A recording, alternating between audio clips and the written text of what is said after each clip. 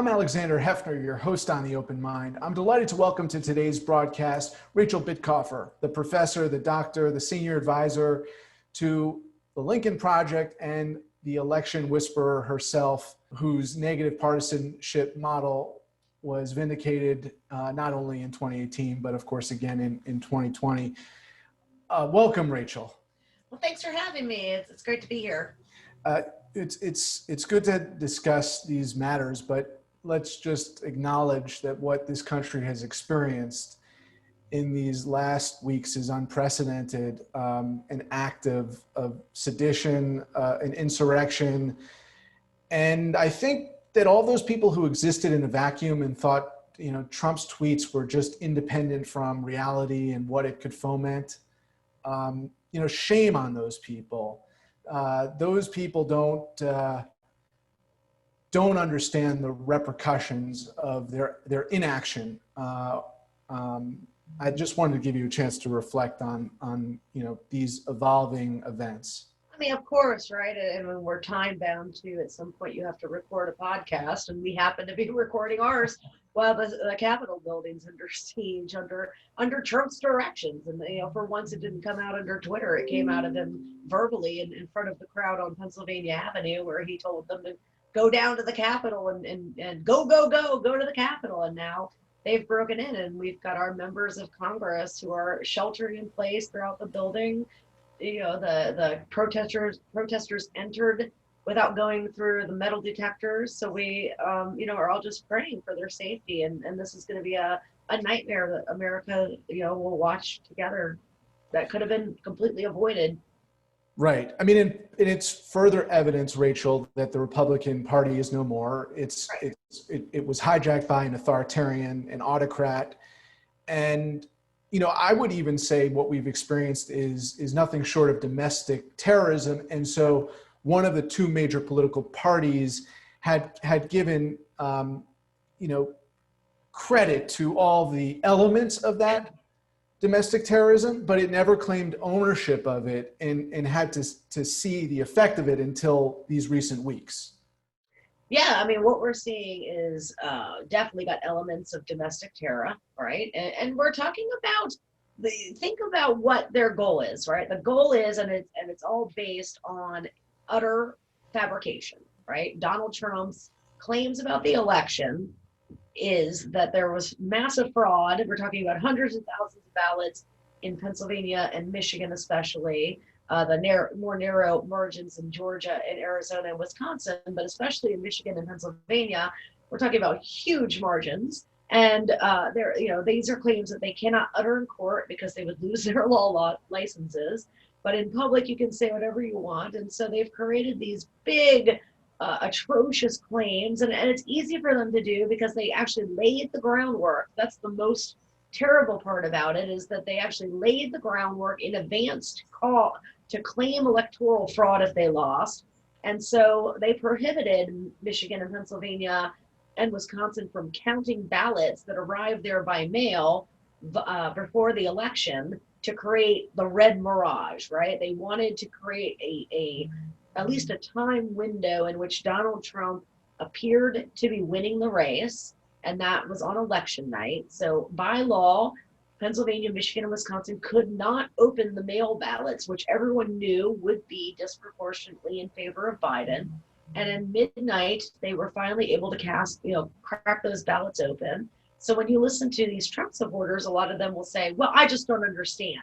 At 11 o'clock, I went to bed and Trump was up 100,000 votes in Pennsylvania. And then I get up in the next morning and suddenly Biden wins. So obviously something is wrong, right? Well, yeah, that something is that 40% of the vote was being counted at 11 p.m. And then once the vote by mail ballots were allowed to enter the bloodstream of the process, they were so disproportionately for Biden, disproportionately from the city areas, that they, had the effect of not only swinging the election to Biden, but robustly doing so.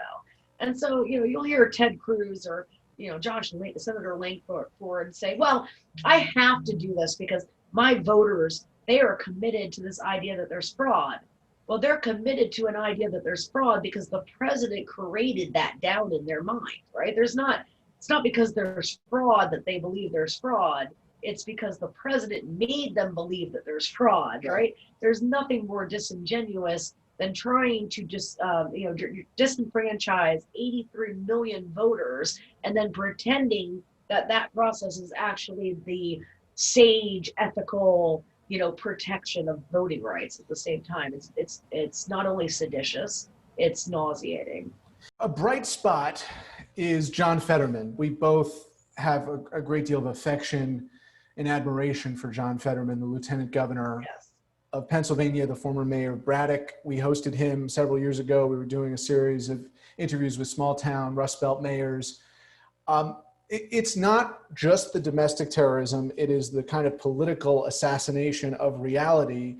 And it was born and bred really in Pennsylvania, where the conspiracy theorists originated. And now, as a result, they're refusing to seat one of the elected Democrats. And so I'm thinking about this in just the reality and the consequence of the dissension or sedition. But for anyone to say that it is only the protesters turned terrorists, it's not. It's legislators who are denying reality and who are refusing to seat in Pennsylvania legitimately elected people. Right. Yes. Yeah. And think about how extreme this is, right? I mean, this is a country that is teetering on collapse, right?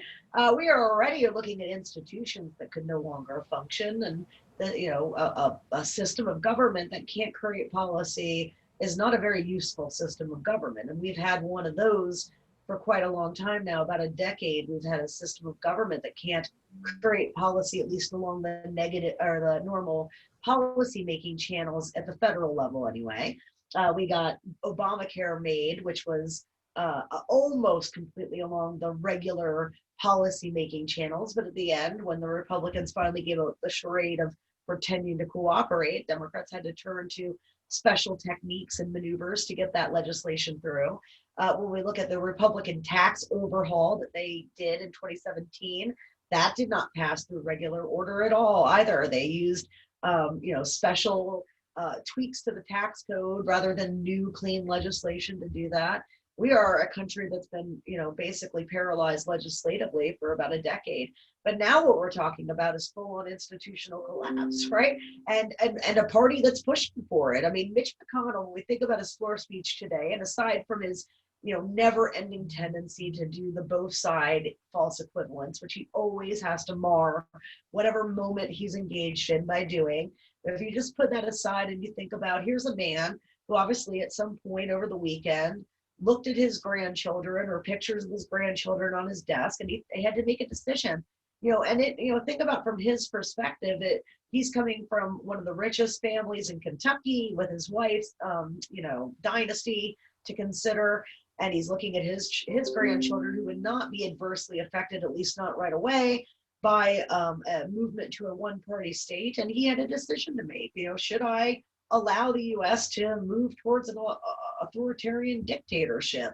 And yes, it would be under a madman, to start. But, you got to believe that a man like McConnell believes he can outmaneuver Trump in the long run. Or should I stick with democracy? And thank God Mitch McConnell has got a fond spot in his heart for democracy, or is so, he's concerned that Trump can't be trusted. Like, if you're going to have a one-party system and one person in charge of it to start it off with, you wouldn't choose that guy, right? Right. So, he stood up for democracy. But if he did not do that, I just really can't stress enough for people to understand, because it's America, so people don't want their NFL football playoff to be interrupted, or their college football, or whatever it is. They want to just have their lattes and their sushi and their college football, and they want to do their thing. We were really looking at a Hong Kong moment here in the US, where democracy was going to end institutionally, and that you may not notice a difference the next day. Like, you could wake up and do your job, go to the grocery store and go to your kids, whatever. But legally speaking, at that moment, decay would set in, right? Right. Yeah, but that's a pretty big deal. Right. Well said. extremely eloquent, Rachel. We do have a second shot with Biden being duly Yes. elected and inaugurated.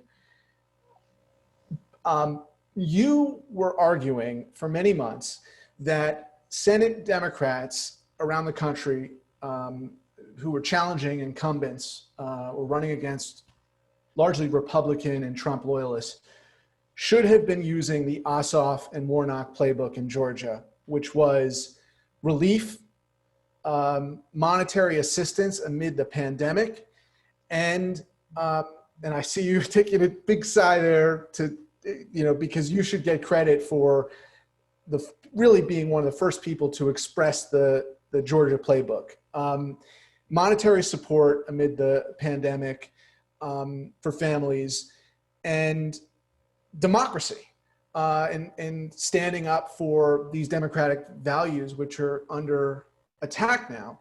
And so do you think that the Democrats just didn't play that game in Maine and Montana and in the states where they did not win prior to the Georgia runoffs? Yeah, there's two fundamental issues driving the disparity between the presidential outcomes, which did exactly as they should have done, right?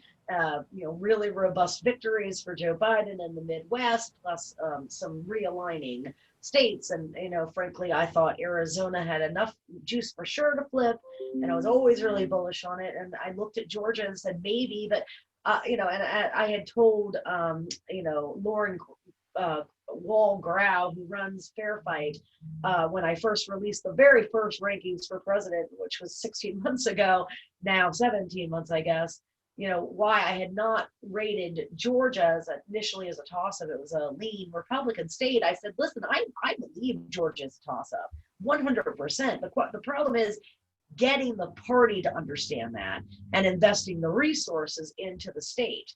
Because without that investment, then it cannot be a toss-up. You see what I'm saying? Like you have to have the money to spend in it. And if I start to see that money move, then I can move my rating. But I've got to be, I'll have all these guys who are coming after me, and ultimately, I have to be right about a race rating. But if this was a different context, I'd be talking about Georgia as a toss-up, right? So I do end up moving Georgia pretty early in the cycle to a toss-up and keeping a close eye on it. But I was not sure that it could, I won't profess at all to say that I was sure Biden could win it. I thought, just as I did for this special election, everything is there for him to do it. The early vote performed in a way that will allow him to win, but I don't know that it can happen, right?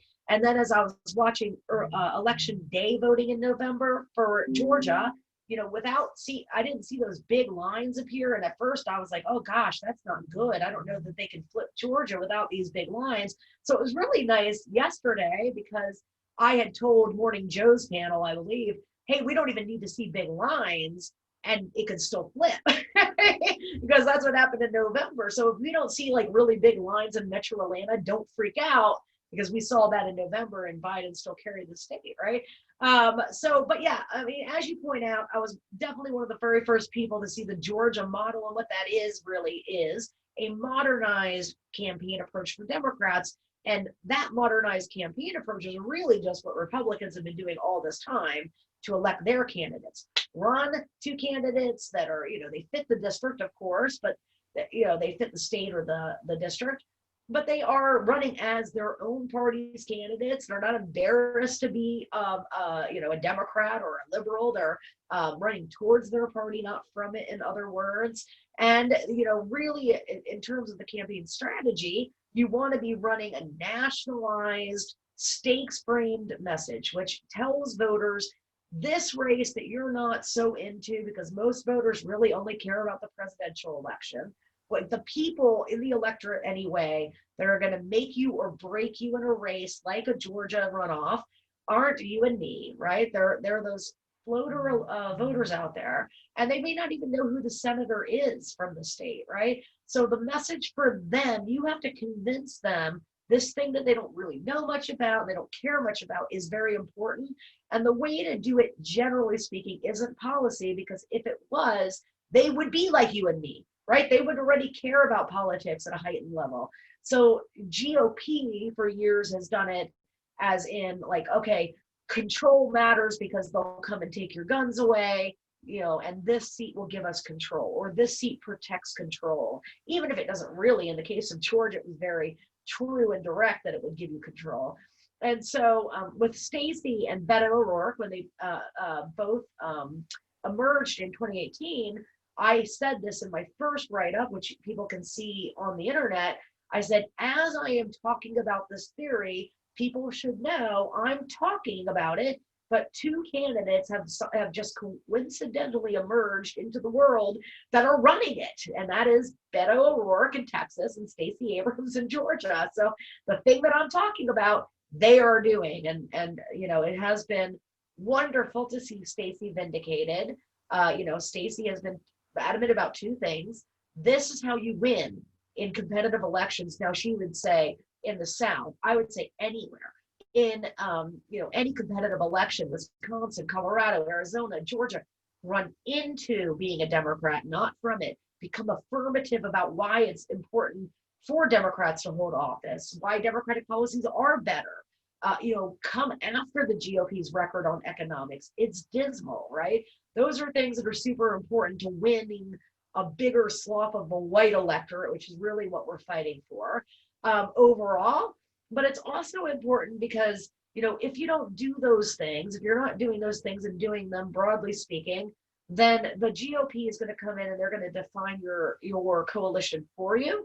And it's going to be about, the Democrats are socialists, right? And because the electorate doesn't have a lot of interest in politics, they don't have a lot of base knowledge, those are very nice, simple explainers. So we saw like Latinos in Florida pick up it very easy. Like, why, if you are on the stuff, why aren't you voting for Joe Biden? Well, he's a socialist, right?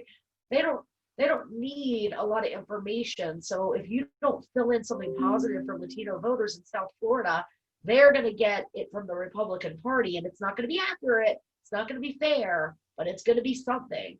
And so you really want to be there to define your own party positively, define the opposition party negatively, and bring voters into your coalition in a way that's I don't want to say aggressive, maybe affirmative is the better word, a posture of affirmation, which Democrats just really haven't done for the last 20 years. So the super PAC that I'm launching is, one part messaging, one part branding, one part candidate training. It's going to be really exciting work. Rachel, do you have a name for it yet? I do, but you know what? It's getting announced first to my subscribers to the cycle, my new Substack media venture, and then it's going to get public, but that's coming very soon. We have our very first ad in production. People are going to absolutely love it, and that's going to announce the super PAC, its name, its purpose, and it will be go to the races from there. Excellent. So let me ask you specifically with respect to Georgia.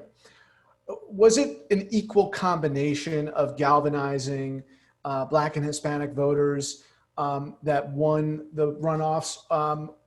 There were probably voters who voted for Donald Trump, to reelect Donald Trump, to reelect Perdue, and decided in the aftermath of this fierce assault on democracy, there are probably a few voters, and maybe you can correct me if it's just a few and not more than a few, who would have voted for Trump and maybe even to reelect Trump and reelect Perdue, and then voted after being disgusted with what we've observed in these last weeks. The kind of people who would say, Rachel, I'm conservative, I voted Republican, but at the end of the day, they're winners and losers and Trump lost. Like there still exists that voter or no? I don't know about that voter, but I can tell you this, like in terms of the first election, there is a subset of voters who are independents and they lean Republican. So that means they're in effect, closet Republicans, and they go into the voting booth. They're young. They've only voted a few times, and they've gone in there and they've grown up in Republican households. So they believe that they're Republicans, but if you ask them on issue preferences, they probably are fairly liberal, because they're into cool music, they're into Hollywood and celeb stuff, and they are people that you would run into at the bar, right? but their parents raised them as Republicans, and they think of themselves as Republicans, and they're just becoming politically cognizant, and they're doing so in the Trump era. And so they're like, ooh, I don't like this Trump guy, right? And so 2020 comes, and they finally have a chance to vote, and they're going to vote against Trump. But and this ties back to your question, right? If the election had been, and because frankly, Ossoff and Warnock do it in the runoff, but in that first election, they did not do so much of this, tying Purdue and Loeffler to Trump the first time. They didn't do so much of that. So like these voters might have not voted for Loeffler and Purdue the first time if they saw them as equal to Trump, right? So when I talk about nationalized elections, the way the GOP runs against everybody is whoever it is, no matter how absurd the argument, is this person is best friends with AOC and Bernie Sanders and Nancy Pelosi. They're a San Francisco liberal, and they're going to turn America into a socialist hellhole. They're going to melt all your guns and make gay sinks. I can't remember what that guy said, but anyway, everybody gets that treatment, right? And it's stupid, it's silly, it hurts our politics. It's not a good thing for our politics, but it's literally the playbook for the Republican Party. And so when I say we're going to take the GOP playbook and we're going to flip it around, what I'm saying is we are literally in 2022 and in 2021 in Virginia, we are going to take Marjorie Taylor Greene and some of these like nutty 2020 QAnon people that got picked up, and we're going to do exactly the same thing. We're going to say, Langford, who's running up in the Senate, or Portland, who is actually nuts, right, in Wisconsin. He is, best friends with Marjorie Taylor Greene. He's a member of QAnon. Him and Marjorie Taylor Greene both believe that there should be a government, that all, members of the press should get rounded up and put in concentration camps, because they do. I mean, that's what QAnon believes in, right? And we're going to make them sound as radical and extreme as possible. And the real frame is going to be that the GOP can't have governing power because they're incapable of governing. You need, America, COVID economic relief, COVID, we need a vaccine, right? We could not get the vaccine distributed because the government is incompetent. Why is the government incompetent? Because the GOP is so extreme, it cannot run the government, right? You see how that messaging is going to work? And it's just going to be like what they've done to us. And it's going to be unfair to some people, right? I mean, but we're not talking about nearly the level of unfairness that gets unleashed on the Democrats, because we're trying, you know what I mean? A lot of these there's not a very many innocent Republicans right now in that caucus, I'll tell you. That's right. That's right. Final question. Is UBI, or monetary assistance to families, the new tax cuts? Is it something that can work in the pandemic and maybe even beyond the pandemic as both politically and policy-wise just smart? Yeah, what you want to know, Alexander, is can it be a wedge issue, right? Because that's what I want to know. And I don't know, because I've never gotten to pull it myself. So I've had to rely on other people's efforts to pull it. And that's not, that they haven't allowed me to test it in the way that I want to test it. So when the super PAC is rolling, and hopefully it can get the money that it needs to do the things it needs to do, and that's going to be dependent on my ability to convince people who are listening to this pod and other bigger name donors that it's a worthy investment for them to invest in the super PAC's ventures.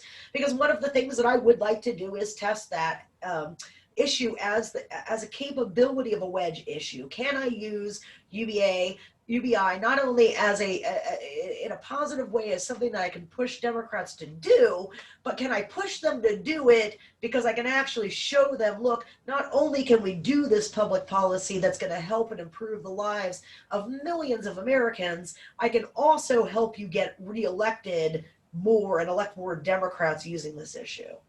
So to be determined, we saw the mayor of Stockton, California, go down on it on a local level, right, and be perceived as out of touch with the adoption of the policy there. Right. Nationally, or at least when it comes to Georgia, it seems to have worked. So I Well, look forward to yeah. I mean, further. really, again, one of the things that drives people nuts, not like, regular people, but particular other analysts, is that I'm not alone. Like, I know political scientists, like if you were in a room of conference scientists, like I would not be such an outlier, right? But there are very few things that move opinion, right? So like UBI had a very non-existent role in this election. Right. What mattered was Donald Trump, Donald Trump, and Donald Trump. Okay, Right, like right. in this Senate race, going forward, it's going to be a real question of the Republican Party has figured out how to artificially inflate negative partisanship and keep their voters engaged. My big fear is that if we lose this new engaged coalition for Democrats, and this is Democrats and independents too, then they will win. Like, they will win big time in the 2022 midterms, because people are now starting to understand, and the Georgia election was so great for this, that it's turnout. Who is voting matters, right? So one of the works of the PAC will be trying to keep this surplus part of the electorate that engaged when Donald Trump came on the scene and started to destabilize everything here with us, because if we lose them, then 2022 is a wash, right? Thank you for the work you're doing, and we will alert our viewers to your launch. Thanks so much. Please visit the Open Mind website at 13.org/openmind to view this program online or to access over 1,500 other interviews. And do check us out on Twitter and Facebook at Open Mind TV for updates on future programming.